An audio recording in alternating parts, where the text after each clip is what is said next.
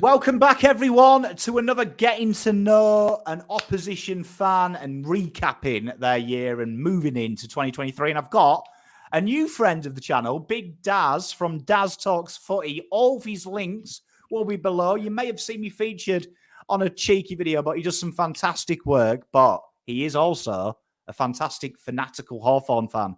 How are you doing, Daz? Mate, I'm well, thank you. Yeah, we've been recently acquainted, and it's been a journey so far, and I'm looking forward to it continuing. So I appreciate you having me on, and yeah, I still think you're underrating the obsession when it comes to fanatical. It's not healthy. I'm not going to lie.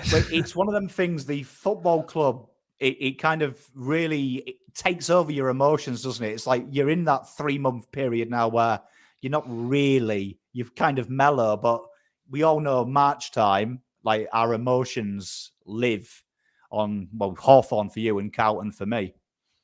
Yeah, exactly right. And I'm a sports nuffy. I mean, most people that know me, but it's different waves. Like you can probably tell, like I've got a Miami Dolphins jersey on. I've been obsessed with the NFL now for a couple of years. But if the Dolphins win, I'm really happy. If they don't win, I'm pretty good with moving on. Whereas even with cricket, even with NBA, I mean, I'm a Boston fan and we're going pretty well at the moment, so losses are easier to deal with. But yeah, Hawthorn losing just brings about an agony in me for 24 hours that I can't describe. It's worse than breakups. I'm not going to lie to you. So that's kind of the level we're dealing with here. So I tend to stay away from Hawthorn-themed videos on the YouTube channel. I like to branch out and talk all things footy rather than my team and leave all the Hawthorn fanaticism mostly to Talking Hawks, who I work with as well. And everyone should check them out as well if they know any mates who are Hawthorn fans as well. So shameless plug there. Mate, well, I know a big mate of mine, my best mate in real life, Big Rowan Higgs. I know he'll be lurking somewhere watching this video when he's maybe working. He is a massive Hawks fan, and I do know he watches Talking Hawks and highly recommends it. So shout out to you, Higgsy. I've got one of them on. So great man, Higgsy. Thank you very much. But obviously the Hawks. So last year, obviously, the return of the icon, wasn't it? Sam Mitchell. Those who watch this channel know I voted him my favourite player of all time. That's not Carlton. Sam Mitchell, I have an obsession with. 13th last year, which wasn't too bad. Many had you a little bit lower. And it was really, it was a real Sam Mitchell side, wasn't it? You were a real grindy side, starting to see a new style of play. How did you see 2022 as a Hawks fan? Yeah, I saw it as probably one of the more interesting years, I think, post the successful period. So I don't really count 2018 as a successful year, although we made the finals. But 2016 onwards, it was just Clarko trying to get back there, which I perfectly understand. So it was the first year where it was Clarko's DNA was not on the Hawks at all. It was a transitional year, and there were big parts of the year where it was just looking dire in game, but there were times where you thought to yourself, yeah, Sam Mitchell's the guy to carry us forward. And that's kind of the theme, I think. We finished, 13th, like you said. We won 8 games, and all of those wins were extremely enjoyable, some more than others. Shout out Geelong on Easter Monday. But there's enough there that I think that even the most pessimistic of Hawthorn fans should know that Sam Mitchell's going to die trying, but the way that Hawthorn are going to hopefully find some success is going to be through his blueprint and no one else's, which I think is exciting as it goes on. Yeah, and I remember we played you guys, and it was the weirdest game for Carlton, because we absolutely beat you up. And I remember the first quarter thinking, Jesus, we're a really good side. And then something happened to you guys and you were just so hard to beat. And I always stand by, I thought we were the better side skill-wise.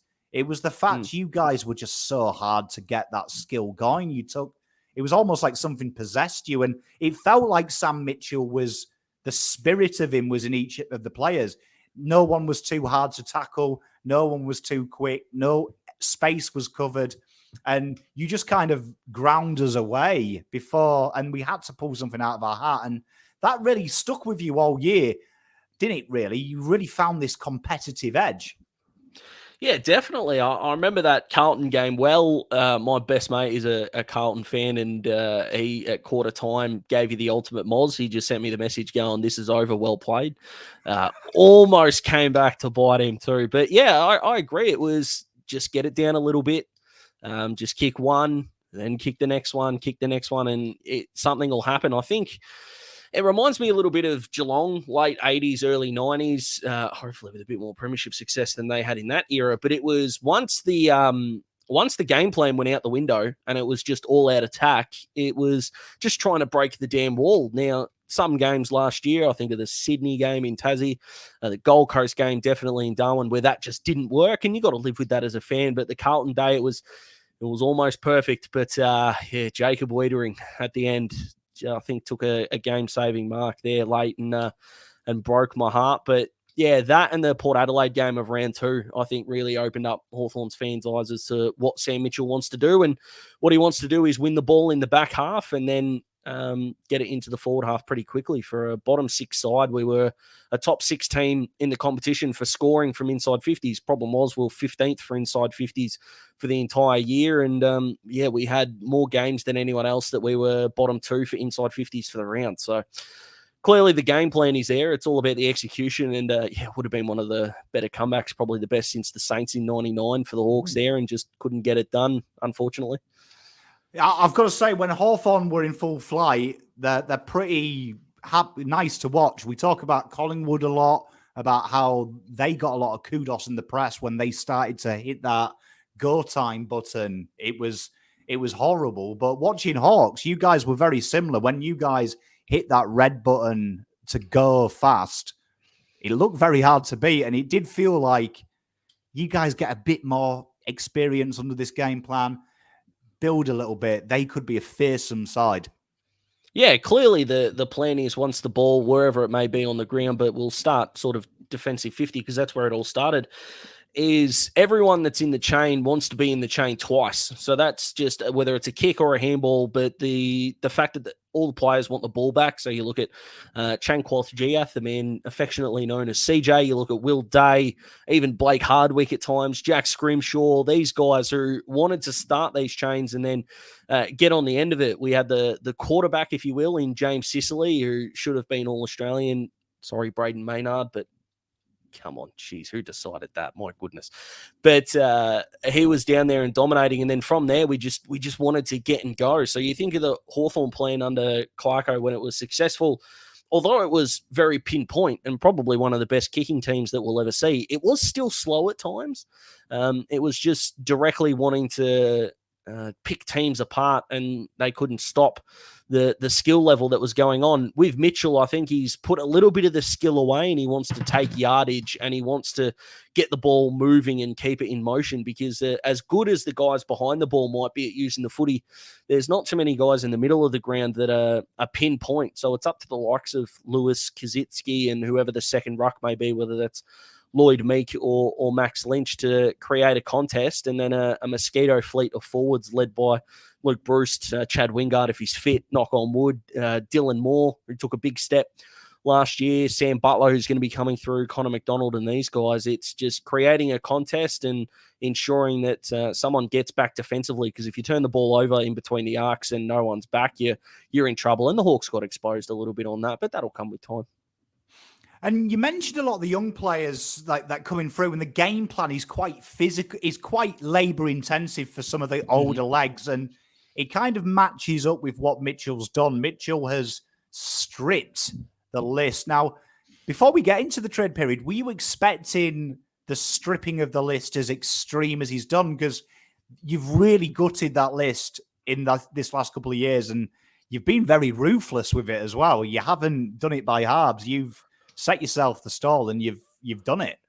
Yeah, absolutely. I mean, as we sit here right now, and I think up until round 1, we'll only have one bloke over 30 on the list, that being Luke Bruce, who's not in a labour-intensive part of the ground. The defensive aspect of Punky's game isn't what it once was, and that's okay. He's got guys that can take that reign. When you say, was I expecting it? My honest answer to that is no. But again, if we're talking honestly, I was kind of hoping for it. I didn't think Mitchell and O'Meara would go, but it was pretty evident when Tom Mitchell, who won a Brownlow by being the best in and under player in the competition, regardless of what you think of his foot skills. When he's starting on a half-forward flank, there's clearly a transition period going on. So to see him go, and especially to Collingwood, was fine. That deal to get Cooper Stevens, again, 21-year-old, he's got a little bit of experience. Geelong, they do well with their youth, so we'll see how that goes. So did I expect it? No. Am I happy it happened? I think in the long term, yes. And I think we're going to reap the rewards from that. And Collingwood fans should be excited because I genuinely think Tom Mitchell's a Brownlow smoky this year. Well, I mean, they got a bargain, didn't they? I mean, really, I don't think anyone expected it. But I mean, on the Hawks, I was really bullish about your trade period. I rate a team. One of my big bugbear, and I'm a Carlton fan, so I'm a rebuild specialist, is I think sometimes teams are scared to rip the Band-Aid off. And I think like they kind of go, oh, we better keep these two 35-year-olds. Do you know what I mean? We better. I love the fact, like you say, you've only got one, and the guy you have, it's Bruce. He's a superstar. Do you know what I mean? He's a guy that's probably best 22 anyway.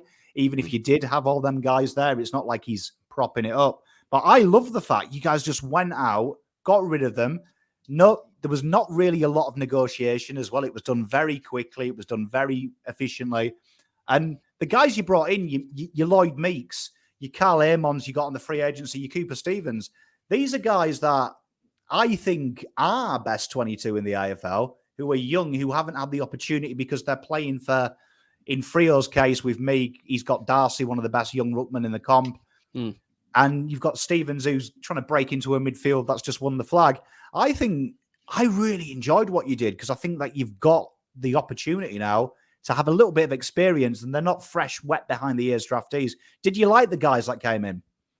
Yeah, I really did. I think what it showed is that you don't get the history means nothing now at the Hawks. If you're in form, you're in. And as for a rebuilding team, of which we are, sorry, Hawks fans, it's not a repiping or whatever we want to call it. It's a rebuild, and we got to live with that. It's as simple as that. If you're in form, you're in. And as far as I'm concerned, when you need to get up the ladder and figure out who's going to be a part of your next premiership makeup, that's the way it's got to be done. So if Cooper Stevens is ahead of a James Worpel, if a Josh Ward is flying at the moment, he'll be in. You know, Karl Amon coming in doesn't guarantee him a round one game. We've got plenty of wingmen working there. Harry Morrison had a good year last year. Now, on paper, should Karl Amon be ahead of Harry? Yes. Does that guarantee it? Absolutely not. And that's what's exciting. Every Hawks fan, you wouldn't find two that would have the same round one side fully fit. And if that doesn't say that we've got a young, exciting depth, I don't know what does. So if you're pretty pessimistic as a Hawthorn fan right now, I feel like you're missing out. Well, I mean, I'm quite bullish of you guys as well. I'm really, spoiler alert, Higgsy takes me to a lot of functions. He sponsors the players, and he sponsored one of the players you delisted, Tom Phillips, which does make me laugh. Shout out for the Higgsy curse. But one thing that really excited me when I last went to a Hawks function is how Mitchell speaks. And he is a guy that there's an aura about him that you see in very successful people. And I remember just hearing him talk, and I was wowed. I was wowed by his philosophy of him saying that football's about scoring goals and it's not about being defensive. It's about really going out there and getting on the front foot. That turned me on, because I think sometimes some of the coaches in today's game are too negative and defense is becoming kind of a huge thing. I like the fact he had that attack in mind. But also, I just think Mitchell is a student of the game, isn't he? When you watch him as a player, he wasn't the most skillful, he wasn't the quickest. He could see the game before it happened, though. It was almost like he was the Terminator. And that must excite you, because he's a very intuitive coach, isn't he? You can see it tactically and tinkering. That must excite you.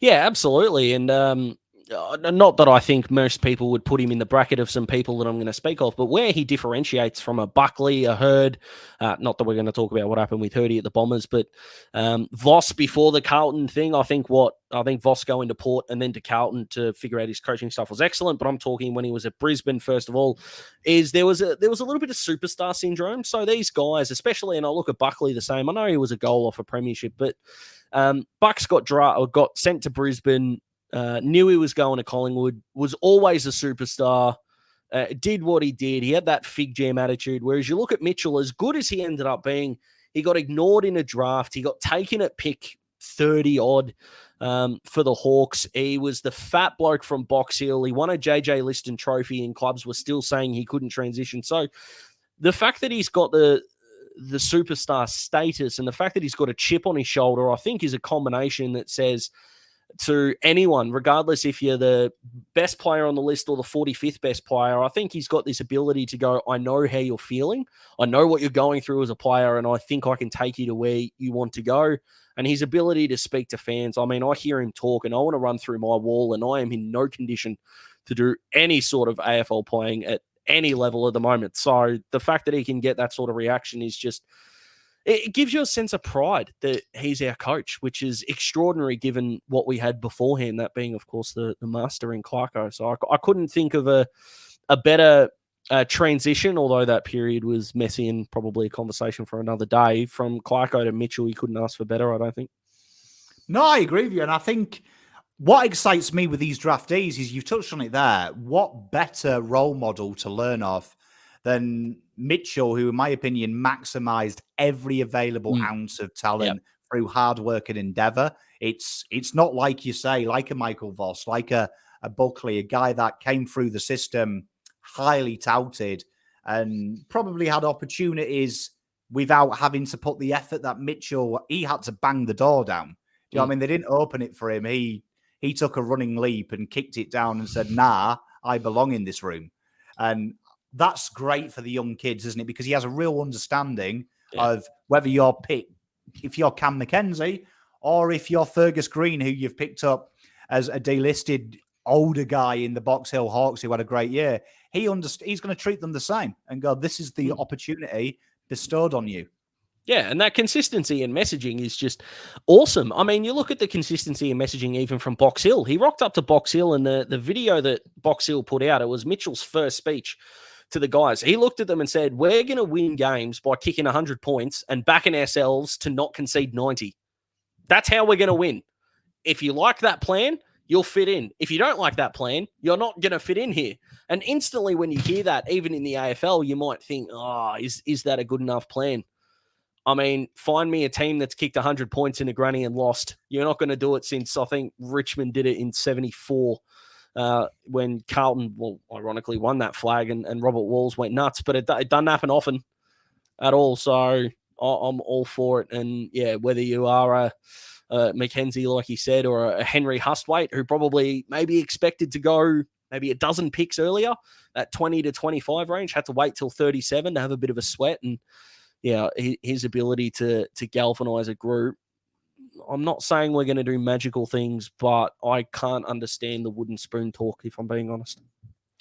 I don't have your bottom either, and I think you're going to surprise people. And I look at the guys you've brought in, and I want to talk about your draft, because Cam Mackenzie, I was really bold on this, and I said that Cam Mackenzie, in my opinion, is the most well-rounded midfielder in the AFL. And if I was asking for a player, I think he's got the best lesson from Sam Mitchell. And what I meant by that is, this guy suffers from being Ashcroft's mate. His job was to get the ball out to Ashcroft and do all of Ashcroft's hard work so Ashcroft could look like the superstar. And I was like, what job will Cam Mackenzie have in the AFL? He's not going to be this all-star. His job is going to be see ball, get ball, give it to someone else. Where Ashcroft isn't going to be Ashcroft for Lions. He isn't going to come in and they say, can you have 40 and kick 4? They're going to say, you're going to have to learn your game. So I love that. Now, were you excited by that? Because there was some players on the board that were very popular in the draft board that did slide, Phillipou being one. Were you content that you obviously had identified Cam Mackenzie and you didn't really flinch? You just went straight away, Cam Mackenzie. Yeah, so from the Hawthorn fan, I wanted Phillipou. I was just a massive fan of the way he played. The upside for me was great. I understood that Hawthorn weren't at a stage where they could prioritise upside over the win now. So I understood that decision. And I think some Hawthorn fans might have taken that maybe as me not wanting Cam Mackenzie, and that wasn't the case at all. I watched him have 21 and kick 2 in a grand final and just went, yeah, I'll take that in a Hawthorn lineup. 100%. So, yeah, I was more than happy for Cam to come across. I still don't think he plays round one. I do think that we're going to have to see these guys at Box Hill, which I am more than happy to do. I'll tell you what, if Box Hill aren't the granny in the VFL this year, I'll be surprised. But, yeah, I think what we did is we looked at athleticism, we looked at speed, and we looked at footy IQ. And it was a strategy that I probably didn't see at the time, given some draft content that I'd put out beforehand. But as soon as Sam Mitchell said that they're looking for guys that have got the athleticism and speed and might not be playing in the positions they were drafted, I was fully on board and accepting of what he did. So I don't think we really went wrong. I don't know too much about O'Sullivan, Big Jack, as a prospect, but Mackenzie, Josh Weddle, Henry Hustwaite, and Bailey McDonald. Oh, yeah, give me that speed all day, please. Mate, I loved it. And Henry was interviewed on this channel and we had a good chat with him. And he's a real nice kid. And he's one of them guys that I love that pick by you, because I know you traded up for Weddle and I really rated that pick. I thought the fact that he bases his game on CJ and Sicily were two people he named in his draft interviews. That excited me to think, well, you're about to learn off them every day, my friend. Like, you've got them both every day for training. So that's good. But Hustwaite, he gives me real Ugur Koken vibes, because I remember we were chatting to him and the big thing I was saying is everyone was knocking his speed. It's the new AFL thing. Oh, he's not Usain Bolt. But when you watch Henry Hustwaite play, he's very quick with his thinking. He's made that decision almost instantaneously as he's laying the bump and shielding the ball. He knows what he's doing with it. I thought Hustwaite for Ugur Koken may be a huge dub in the next 2 years, because I think Hustwaite is that physical monster, and you've got a few physical monsters now at Hawks. I reckon that could be a really gritty, tough midfield. Are you excited about Henry? Oh, yeah, massive. So we're actually supposed to speak to him on a different platform, radio platform that I'm on, and scheduling conflicts missed out. But I went and watched him at the Stingrays, and he makes more good decisions than a lot of other kids his age. Now, whether that's with the ball, without the ball, offensively, defensively, he's just a guy that when he's near the footy, you just think to yourself, okay, something to Hawthorn's advantage is going to happen here. So to have that at 37 for mine is a massive tick. And you talked about, I really appreciate the fact that you like the Josh Weddle trade, because a few Hawthorn fans have been kind of losing their mind. But given we've got Will McCabe coming through next year's draft as a father-son, and he'll be in the teens, we're going to get 2 more first-round picks next year anyway. So pick 27 and the picks we traded away don't mean anything, because they would have been absorbed with points anyway. And Weddle's an athletic freak. He won all 3 time trials early for the Hawks. So tick there. Hustwaite, massive tick. And, yeah, Bailey McDonald, I mean, for a kid that just likes to start and end scoring chains, I'm pumped to see what this group can do in the next 2-3 years, let alone 2023 with the group we've already got. I'm surprised Hawks didn't like Weddle, purely because when you watch Mitchell's game plan, it is heavily based on them intercept marks, that transition, and Weddle is a transitional specialist. Like, his engine, his ability to read the ball in flight, I thought it was a no-brainer. Like, I love, when we did the draft watch along, I love that trade. I was like, that is genius by the Hawks, with absorbing picks next year anyway. It's a free hit. You might as well take your cash cow now, as opposed to next year not having a pick and just getting a father and son. I like it. I loved it. So yeah. When the trade happened, I was messaging my best mate Smithy, and I'm like, we're getting Ed Allen. That's genuinely, I was like, if someone had to let me bet my house, which is kind of bad because I don't own it, and I would have lost it, I would have gone, we've got Ed Allen. This is awesome for what we did. And then we got Weddle, and I went, so we've got the centre-half back of the All-Australian team and the full-back of the NAB League. And it took a little bit for me to click that he was only 192 centimetres. And then I went, hang on, we ain't using him as a key position player. He's going to get monstered. You know, you put him next to Max King or one of these boys right now. And I was just like, what are we doing? And then as soon as Sam Mitchell went, yeah, we're going to use him around the footy, I went, oh, that explains why we didn't get Phillippo and we went Mackenzie. If we can get a 192 centimetre midfielder, have him be an athletic freak at 18 rather than pick him up at 7. So, yeah, I'm pumped. And he's tearing it up at the moment. Weddle, he's got a footy-ready body. And when you've trained to be a key position defender, you got to be, pretty good to get drafted. You're going to be ahead of the pack when it comes to moving up the ground. So I'm so thrilled. I really am. Well, I mean, he has got the engine that was linked to Mark Blitzarves at Geelong. So it does make sense if you guys are going to play him a bit ahead of the ball from what he's used to. We saw that with Mark. Look at Mark now, probably one of the most underrated players, I think, in that Geelong side, because that guy will ruck, go key back, key forward, on the ball, on the wing. Like, that guy is the most annoying player to play against because he seems to just go where there's a hole. And when he finds that hole, he just monsters you. He's won 2 best and fairest in that Geelong team. I mean, if that doesn't say, I don't know what does. Simple. He's one of them players, though, that just no one talks about. It's weird. Like, when you talk Geelong, who you're scared of, people go the obvious danger, Cameron, it's Tom Stewart, and you're like, I'm scared of the big Russian fella. He freaks me out. Yeah, I mean, Hawthorn played Geelong, obviously, Easter Monday, and he goes where it's necessary. And, if you're visibly annoyed by how good someone is, then you've got a good one on your hands. So sucks it's the Cats, but he's a star. It is. I know a Hawk fan would not want to talk about Geelong, but moving in to 2023, you've got the draft sorted, you've got your trades. A lot of people, like you said earlier in the show, are thinking you're bottom. Where do you think you're going to be, and what are you expecting next year? Because I don't think you're bottom. No, I don't think we're bottom either. And by no means am I suggesting we're going to be pushing up. But I can't understand the rhetoric of having the 18th ranked midfield across champion data statistics last year and winning 8 games. The AFL gives everyone an extra game and we lose half of them. That just doesn't make sense to me. How do you go from 8-14 to 4-19, which is probably where, or even worse, which is where bottom is going to end up with an extra game? It doesn't make sense to me at all. Realistically, I think the ceiling's 6. I think I would call it a failure if we didn't win 6 games in 2023. And I think the ceiling is double digits. I think 11 would be extraordinary. I love the fact that we play North and GWS twice. I know the matchup with Clarko is going to be awesome, but if we're not 3-1 against North and the Giants, I might look a little bit silly. But Melbourne are probably going to get us. We double up against them. Freo, we've got in Utahs.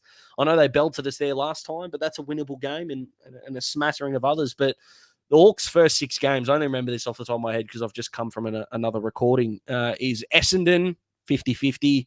Sydney, look, that's probably going to be a loss. North, Geelong, Adelaide, GWS. At worst, it's 3-3, I think. And if we beat Essendon, why not 4-2? That's all I'm saying. So, I think 6-10. I'm giving us 9 extra. I think we're going to be pretty similar to last year. Extra game, just give us an extra win. It's pretty optimism. 9 and 14, 23 games, and I think we finish 12th. Probably get around the same pick. Mate, it makes sense to me because last year people weren't fancying you either. Do you know what I mean? And you came out of the blocks, didn't you? The first 6-7 rounds, I thought you really made the media look foolish. And we can't take the media too serious. I watched a wonderful video of yours today, actually, and it made me laugh about the power rankings. And there's some bizarre power rankings. However, I do like the fact count and a 4th in that. But first, an ad. Sponsors of today's channel are Manscaped, the best in men's below-the-waist grooming. Their products are precision engineered to look after the most important jewels in your house, your family jewels. Manscaped's performance package is an absolute game changer, and it's the ultimate in men's hygiene. Join over 7 million men worldwide who trust Manscaped, and I've got an exclusive offer for you. 20% off, free worldwide shipping if you use the code POMMY at manscaped.com at the checkout. And if my maths is correct, that's around 14 million balls that they service. Time to throw out your razor Performance Package 4.0 is, like I say, a game changer. You want to take your on-ball game to the next level, Manscaped will help you out. And I've got to say, the boxers that with their anti-chafing technology are the comfiest things I have put my pert little behind on. Click the link, get 20% off and free shipping with code POMMY, that's POMMY, at manscaped.com. 20% off, free shipping anywhere in the world. Unlock your confidence and use the right tools from the job and take your on-ball game to the next level. Back to you in the studio. It is a weird thing, isn't it? The media do seem to have an agenda, and you are one of them teams that probably were an unpopular flag-winning side in the AFL media. I think as soon as Richmond started winning it, that's the dynasty the media talk about. I always think Hawks are harshly done by that. That dynasty that the Hawks had with Clarko is a phenomenal dynasty that probably doesn't get the praise that I think it deserves. Yeah, it was strange because it's probably, you look at Brisbane is just incredible because they had to play in a state for all the grannies. And I personally, if you're ranking the modern dynasties as a Hawthorn fan, I still have Brisbane at 1. Geelong, I know this is going to sound silly. Geelong were too good not to win those flags. That team on paper is ridiculous. And even as a Hawthorn fan, and I don't know a Hawthorn fan that disagrees with this, on paper, we shouldn't have got close to them in 08. And that just proved what a genius Clarko was with his game plan. But what was so strange is our dynasty was kind of the only one that was expected, if that's the term. No one thought Brisbane were going to win 0-2-3 after 0-1 because it just came from nowhere. I know they won 15 in a row, but it was kind of like, wow, they've hit the apex, what's next? And they kept going, so it was enjoyable. The Cats did what they did. Extraordinary, lost the unlosable in 08. Mark Thompson left at the end of 2010. Controversial circumstances. Chris Scott gets this incredible side on paper and they go on to win it. So it was kind of like, okay, the Cats are going to win it again and that's fine. But 2010, we lost the final to Freo. 2011, we lost the prelim to Collingwood. Still haven't forgiven Luke Ball and Daisy Thomas for that, and I love them both. 2012, there actually just wasn't a grand final that year. I don't remember it. Someone said something about Sydney winning at once, but it gives me a twitch, so I don't talk about it. But heading into 2013, we still had the Kennett curse, and it was kind of like if the Hawks don't be successful at some point, then it's going to be a complete and utter waste. So I agree with you. It might have gone by the wayside a little bit because, Richmond went on their run halfway through 2017. They were no chance. Well, maybe not no chance, but they lost 2 close games in a row mid-year. I look at the Giants game and it was like, how could anyone have predicted this? It was almost like the Hawks won because they had to, which I think is pretty rare amongst modern dynasties. So whether that goes under the radar or not, it's probably not up to me. I enjoyed it as a 15, 16 and 17-year-old, and I'm hoping I get success as an adult. Well, I mean, I think that you're going about it the right way. I think that when we watch, time will tell, but I do think that the fact that you've made the bold decisions in really 1.5 windows, I think is really exciting. And I'm looking forward to it. Do you know what I mean? I don't hate Hawks as much as the next person does. I think when you become successful and you have a dynasty, there is that kind of want of failure. But genuinely, I'm looking forward to seeing the rebuild because I think there's so many ways to do the rebuild. And I think you've gone the aggressive way. And I'm looking forward to seeing the results because I like your draft and trade this year. I think it's tasty. What did the AFL give it? 2 out of 10 your trade period, which I thought was incredibly harsh. And Fox Footy gave us the worst ranking out of everyone. And I mean, Richmond didn't enter the draft till 53. I mean, come on, are you kidding me? But, Fox, I think, gave St Kilda the worst draft class of 2021, and Winhager, Wanganeen, Miller, Owens look pretty good. So I'll take it in my stride. Well, I mean, Daz, you've been an absolute superstar, my friend. Obviously the links are in there, but tell us where to go because some of the people might not be readers. No, they might not be readers, but hopefully avid listeners. So yeah, you can just go to your search bar and type in Daz Talks Footy, and I pop up there. I had a really quiet 2022. I was chasing some other projects, so YouTube kind of plateaued. But since getting back into it just before the draft, the support's been overwhelming. There's still plenty to come in December. We've done a video together, so if you're liking the chemistry here between new friends, go check that out. There's a prediction in that video that if you haven't seen it, I'll just tease it. needs to be heard to be believed. Let me tell you, I've had a couple of people reach out and go, was this scripted? It was not, I can promise you. So Daz Talks Footy there. You can find me on Twitter at ReeseKnight8 as well, all one word, and that's Reese, RHYS, before anyone types in REECE the American way. No, family's Welsh and they spelt it correctly. So I appreciate that. And yeah, you can get involved. I love talking about footy, and it's not a Hawthorn-centric channel. So there's something for everyone. And I'll tell you what, there's a couple of things coming in December that are hopefully going to knock some socks off. So I appreciate you having me on, mate. And hopefully we can join families as such, and we can get some people over to Daz Talks Footy, and I can get my fantastic family over to you. Hey, mate, long may it continue. I enjoyed it. You're a good guy as well, and I had a lot of fun. And that's probably why I set doing this, meeting new people, because you're one of the guys who's come into my life, and I've enjoyed our chats. And I'm looking forward to seeing your channel grow, and hopefully we do many more collabs. But everyone, you're hearing me talk, go over there, give him a sub, check him out. It's real good. It's generic AFL content as well. So you can all do what you do here and bicker about Carlton and Collingwood in the comment section there as well. It's a safe thing. But that's all from us. Thank you very much, Daz. You are a gentleman and a scholar. Thank you very much, mate. It's a pleasure, and I'm sure we'll be doing plenty throughout 2023 as well, so I'm looking forward to it. Mate, good luck, and everyone be well. We'll see you next time.